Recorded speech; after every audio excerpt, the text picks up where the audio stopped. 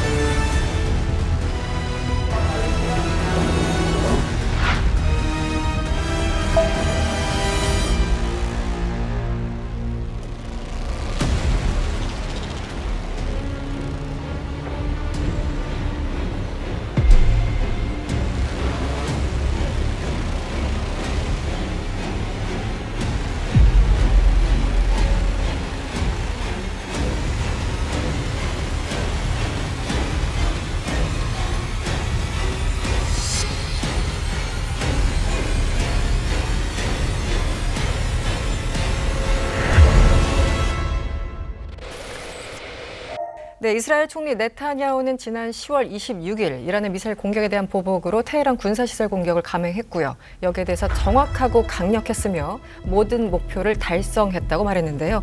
이번에 이 네타냐후가 말한 목표는 위원님 어떻게 해석을 해야 될까요? 네타냐후가 말한 목표들을 보려면은 뭘 때렸는지부터 봐야겠죠. 네네. 이번에 공습한 표적들이 총 20개소로 나타나고 있습니다. 그거는 이제 이란의 전략 방공망들 그리고 유도탄 및 드론 제조 시설들을 주로 때렸거든요. 네. 이란의 전쟁 지속 능력을 경멸을 하고 초승달 멘트를 와해시킨다. 그게 네타냐후의 목표로 볼 수 있습니다. 먼저 이스라엘군은 이번 공습간에 3개의 스트라이크 패키지를 구성해서 운영을 했어요. 네. 첫 번째 스트라이크 패키지 제1제파가 갔을 때 시드 작전, 방공망 제압 작전을 했습니다. 근데 이 방공포대들이 있었던 위치가 네. 탕에 마자르 가스 시설, 가스전이에요. 그리고 아바단 정유 시설, 반다르 이맘 호메이니 에너지 단지 이렇게 이란의 어떤 중요한 국가 전략 시설들을 방어하는 포대들이었거든요. 네.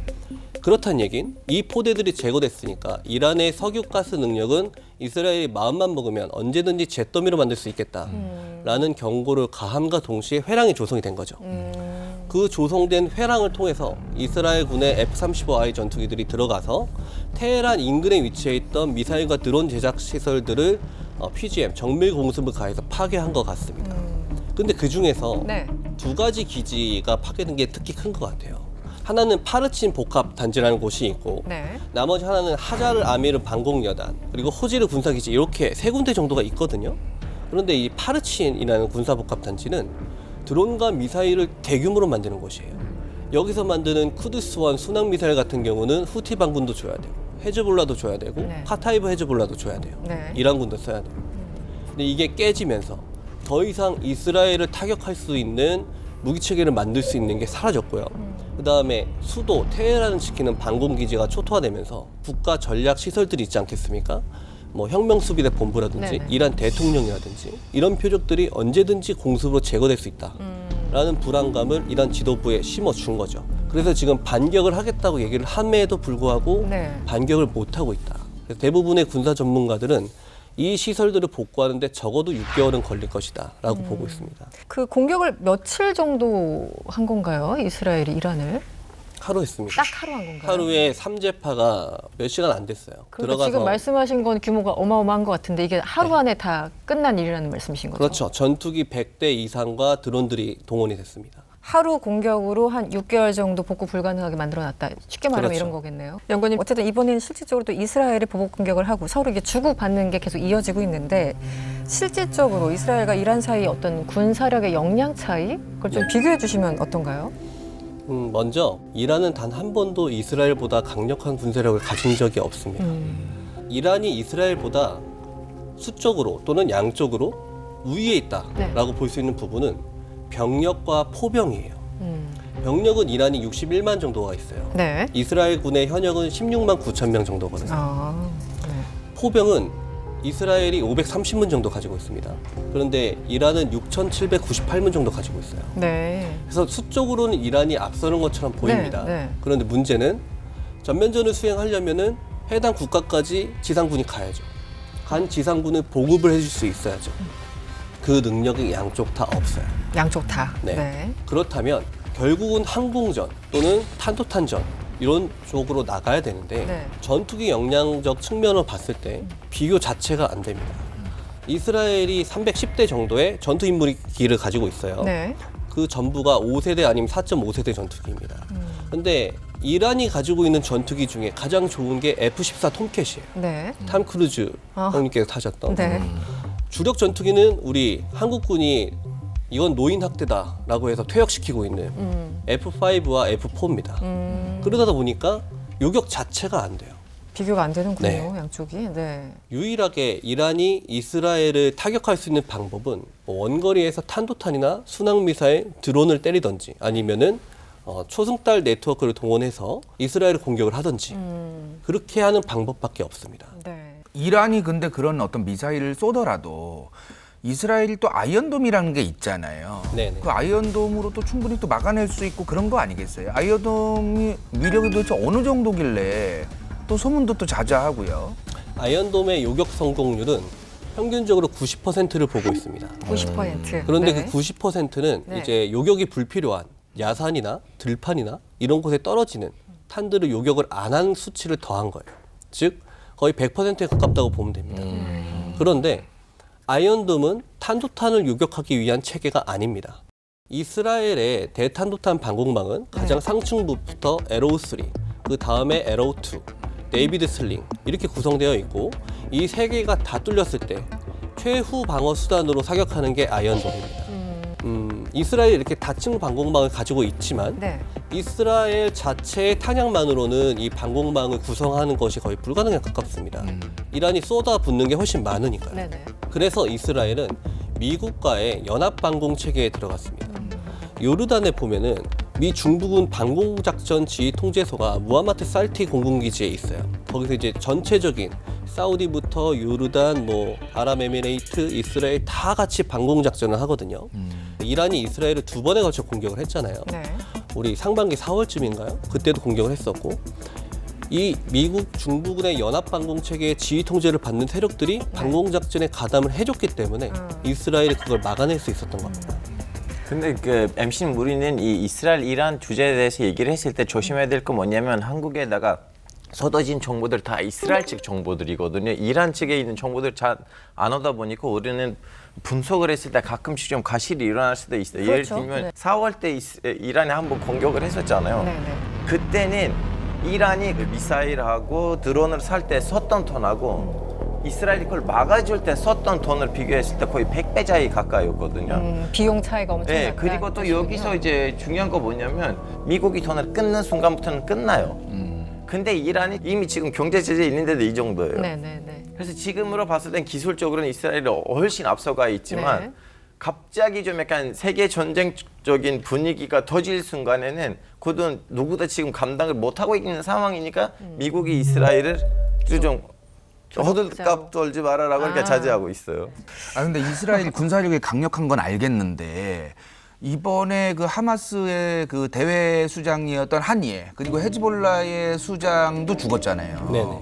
그런 엄청난 정보력이라든가 이런 것들을 볼 때 정보기관 이스라엘의 모사드 도대체 이 사람들이 어느 정도의 위력을 가지고 있길래 이런 게 다 가능한 것인가 되게 궁금할 것 같아요, 진짜. 모사드는 네. 주로 해외 전략 첩보를 수집을 하거든요. 그리고 휴민트에 굉장히 능통해 있어요. 무슨 말이냐? 상대국에 침투해서 상대국 주요 인사나 뭐 친이스라엘적인 사람들을 포섭을 해서 간첩을 만들고 그들로부터 정보를 수집하고 이런 것에 굉장히 특출나 있고 네. 그리고 아만에는 신호정보와 사이버전 전문 부대인 8200 부대 그리고 EOIR 즉 영상 정보를 주로 분석을 하는 9900 부대 휴민트 정보 전문 부대인 504 부대 등이 있습니다. 이것들이 다 어우러져서 주로 활동을 하는 곳 중에 하나가 헤즈볼라가 지금 있는 레바논이에요. 아. 그리고 이란이죠. 네. 모사드는 이란과 헤즈볼라에 대한 첩보 수집에 굉장히 혈안이 되어 있습니다. 이란이 지금 국제 원자력 기구에서 밝힌 거에 따르면 핵 개발을 할 수 있는 우라늄 농축을 90% 수준까지 달성을 했고 10%만 더 달성하면 핵폭탄을 만들기 직전이다. 라고 말한 적이 있거든요. 네. 그 정보가 어디서 나왔냐? 이스라엘의 모사드가 네. 테헤란 모처에서 이란이 각종 네트워크들을 통해서 긁어 모았던 500kg 분량의 문서와 CD들이 있었어요. 테헤란 모처 공장에서 보관하고 있었단 말이죠. 네네네. 모사드가 그거를 주목하고 있다가 경비원이 퇴근한 틈을 타서 500kg 분량의 문서들을 다 절취해 와서 공개해버렸습니다. 네타냐후 총리가. 네. 그러면서 이란의 핵 개발 정황이 드러나면서 트럼프 대통령이 아. 취소시켜버렸던 사례가 있죠. 진짜 상징적인 거 있어요. 아흐메드네자드 전 대통령이 무슨 말을 했냐면요. 우리가 모사드 간첩들을 잡으려고 우리 국정원에서 따로 이렇게 부서를 만들었는데 그 부서의 팀장이 모사드였어요. 예. 근데 이란이 원래 옛날에 그 팔레비 왕조 시절에 이란도 정보기관이 엄청 유명했는데 모사드랑 그때 친해가지고 모사드 도움으로 만들었었던 거였거든요. 당시에. 또 지금 보면은 네. 이 아랍권에 이란을 싫어하는 나라들 있잖아요. 뭐 네. 사우디를 비롯해서 아랍에미리트, 바레인 이런 데서 이란 정보를 많이 또 모사드로 넘겨주기도 하고 이번에는 우크라이나 전쟁으로 가보겠습니다. 21세기 전쟁의 기존과 가장 많이 달라진 것을 꼽으라 하면 아마 많은 분들이 이제는 드론 제일 먼저 이야기를 하실 것 같은데 지금 전쟁에서 드론을 빼고는 얘기하기가 참 어려워진 것 같다는 생각이 그냥 저처럼 비전문가들도 드는데 실제 드론의 어떤 발전 수준, 그 활용도 이게 어느 정도입니까? 말씀하신 그대로입니다. 지금 현재 드론은 단순히 이걸 띄어서 정찰용으로 활용하는 게 아니라 그 드론으로 자폭 공격도 할 수 있고요. 네네. 드론을 동원해서 폭격을 가해서 캐스 근접 항공 지원을 할 수도 있고요. 날아오는 드론을 드론으로 요격할 수도 있습니다. 근데 이게 날아다니는 것만 드론이 아니고 네. 지상에서 굴러다니는 것들도 드론이 많아요. 그럼 이제는 사실 뭐 드론 경쟁, 드론 전쟁이다 이렇게 표현해도 과언은 아닌가요? 그렇게 표현하기는 어렵습니다. 그렇게는 어렵고. 왜냐하면 드론 자체도 전장을 구성하는 여러 구성 요소들 중에 하나일 뿐이거든요. 네. 만약에 이 드론이 없어요. 네. 드론이 없는 A라는 부대가 있고 네. 드론만 많이 가지고 있는 B라는 부대가 있습니다. 그런데 이 A라는 부대가 드론을 막아내는 방법을 찾아내면 네. 드론은 그 순간 무용지물이 되는 거거든요.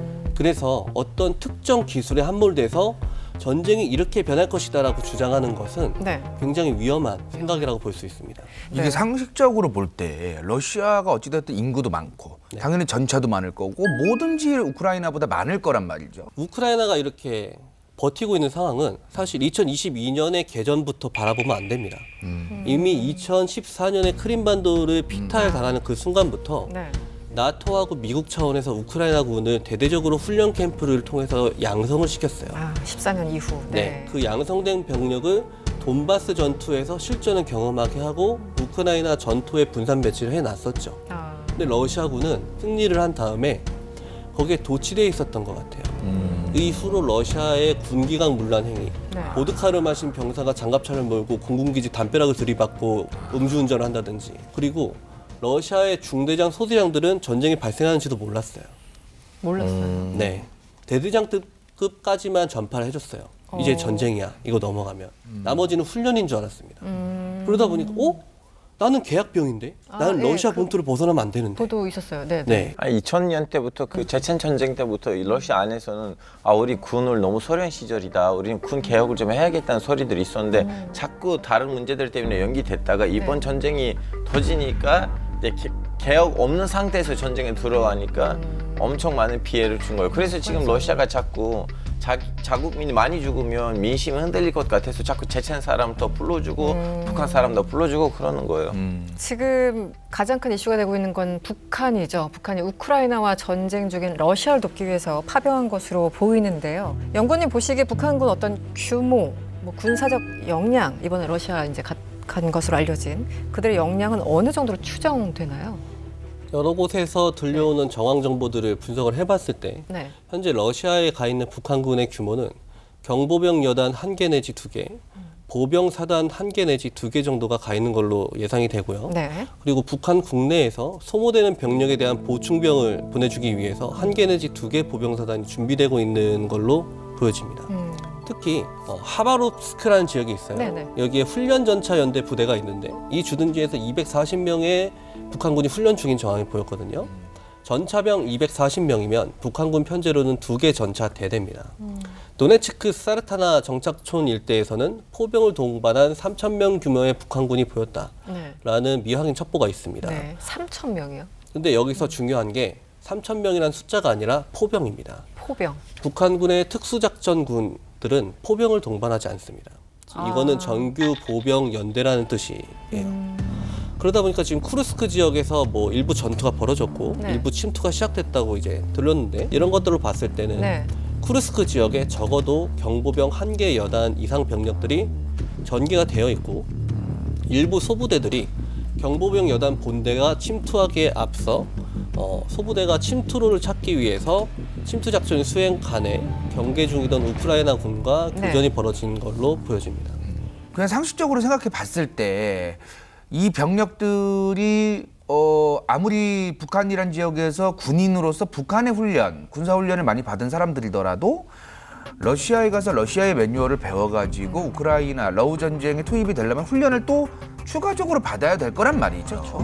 그럼 기간이 또 필요할 것이고 러시아에 들어가서 무슨 역할을 담당할까 북한군 애들이 그게 좀 많이 좀 궁금합니다. 북한군의 부대 특성들을 고려해야 될 것 같습니다. 네. 사실 이 쿠르스크 지역에 배치되어 있는 양군의 전력을 보면 우크라이나 군이 3만 명 정도의 정예 병력 부대들이 배치가 되어 있거든요. 네. 기갑, 비기갑 부대, 보병 포함해서.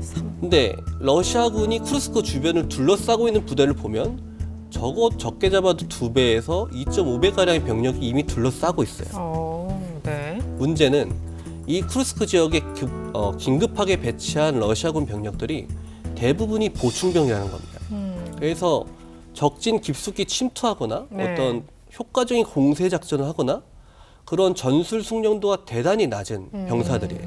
그러다 보니까 북한군의 경보병 여단들을 집어넣어서 첩보가 나와야 그래서 우크라이나군의 주방어선이 어디다, 주요 부대가 어디에 배치돼 있다, 포병이 어디에 있다 이걸 알아야 돌파전을 더 빨리 진행할 수 있으니까 그래서 빨리 집어넣고 있는 것 같습니다.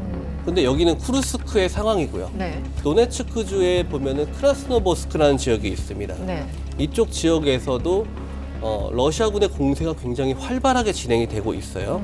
그런데 러시아군이 수적 우세를 이용해서 우크라이나군의 방어선은 뚫었으면 이 우크라이나 군들은 포위해서 섬멸해야 되는데 섬멸할 병력이 부족합니다. 그래서 아까 제가 보병사단이 한 개 더 가스 공산이 크다라고 말씀드렸는데 네. 네. 그 보병사단들은 아마 지금 러시아 각지에서 스톰젯 전술을 배우고 있을 거예요. 그게 숙달이 되고 나면 도네츠크 지역 전선으로 투입이 돼서 이쪽 지역이 사실 러시아의 주공이거든요. 이 지역에서 성과를 달성하는데 투입될 가능성이 높다라고 볼 수 있습니다. 지금 위원님 어쨌든 이 전쟁이라는 게 사실 이제 몇십 년 동안 이렇게 분쟁과 전쟁 이렇게 수그러들다가 뭐 한 연구소 발표에 의하면 한 2010년부터 다시 확 분쟁들이 이어지고 있다고 하고 이제는 또 북한군 얘기까지 나오니까 남의 일 같지 않고 정말 그런 생각이 듭니다. 앞으로 21세기 전쟁 양상이랄까요? 이게 어떻게 좀 변화할까요? 어떻게 전망하세요? 중국의 군사 전략가 중에 차우량 그리고 왕샹슈이라는 사람이 있어요. 이 사람들이 초한전이라는 개념을 만들었거든요. 네. 한계를 넘어선다는 내용입니다. 기존의 군사적 영역인 핵, 재래식, 생화학, 우주, 전자전 이런 것들 말고도 외교, 인터넷, 정보, 심리, 기술, 마약, 밀수, 사이버, 금융, 이념, 언론, 제재, 법규, 법률, 지원, 자원, 경제원조 이렇게 24개 영역의 새로운 전쟁 영역이 확장이 되었다라고 네. 분석을 했고 미국도 이걸 인정을 하고 있어요. 그래서 이것들을 섞는 것, 그래서 초한융복합이라고 하거든요. 그래서 전쟁의 영역이 단순히 우리가 총포탄을 쏘는 영역을 벗어나서 일상생활 깊숙이 이미 침투를 하고 있다라고 대부분의 이제 학자들은 바라보고 있고요. 네. 기술적인 측면에서는 유무인 복합전과 재지능전을 들 수 있을 것 같습니다. 앞서 얘기했던 드론들, 그런 것들이 인간과 함께 전투를 수행하는 것을 가리켜서 멈티라고 하거든요. 네. 이 멈티를 누가 더 잘 쓸 수 있는가, 잘 훈련할 수 있는가. 나머지 하나는 인공지능입니다. 이스라엘이 하마스 그리고 나스랄라를 대상으로 하고 있는 것 중에 AI 워페어가 있어요. 네. 합소라, 라벤더라는 게 있거든요. 타격해야 될 건물을 분석해내는 거. 네네. 그 건물 안에 있는 사람 표적을 분석해내는 거. 이거를 인공지능들이 하고 있습니다. 근데 이 적중률이 90%에 달해요. 미국 같은 경우는 이걸 미사일에 적용하고 있습니다. 네. LRASM이라는 공대 함 미사일이 있는데 이런 식으로 인공지능들이 무기체계에 적용이 돼서 발전돼 나가고 있거든요. 인간의 사고로서 결정하고 따라잡을 수 있는 전쟁 수행 결심에 대한 그 영역들이 인간이 따라잡을 수 없는 속도로 더 빨리 기계에 의해서 계산이 되는 상황이 이미 벌어지고 있다는 얘기입니다. 네. 마지막으로 북한은 냉전 기간을 포함해서 전 세계에서 유일무이하게 핵 공격을 하겠다는 것을 법으로 보장하고 있는 나라예요. 그리고 그 전력을 실제로 갖춰가고 있고 2040년쯤 되면은 랜드 연구소 분석 결과로는 최대 474발, 시프리 분석 결과로는 375발 정도의 핵탄을 보유할 걸로 추정이 되고 있습니다. 북한의 군사력의 수준을 볼 때 한국군보다 양은 많지만 북한이 가지고 있는 10개 군단을 다 투입을 해도 한국군의 페바 알파 방어선을 뚫는 것이 거의 불가능에 가깝습니다. 네. 그렇다 보니까 북한의 입장에선 핵 공격을 통해서 한미연합군의 공군력, 해군력을 괴멸시킬 필요가 있는 겁니다. 그래서 이 부분을 우리가 네. 중점적으로 앞으로 연구하고 대비해 나가야 될 영역이라고 저는 생각을 합니다. 네. 지난해 오슬로 평화연구소는 세계 분쟁 건수가 증가하면서 사망자 수가 1980년대 중반 이후 최고라고 우려한 바 있습니다. 앞으로도 이런 문제를 해결할 힘과 정치력이 부재하다는 게 사실 더 걱정입니다. 오늘 함께해 주신 임철균 연구원님과는 여기서 인사드리겠습니다. 오늘 고맙습니다. 감사합니다.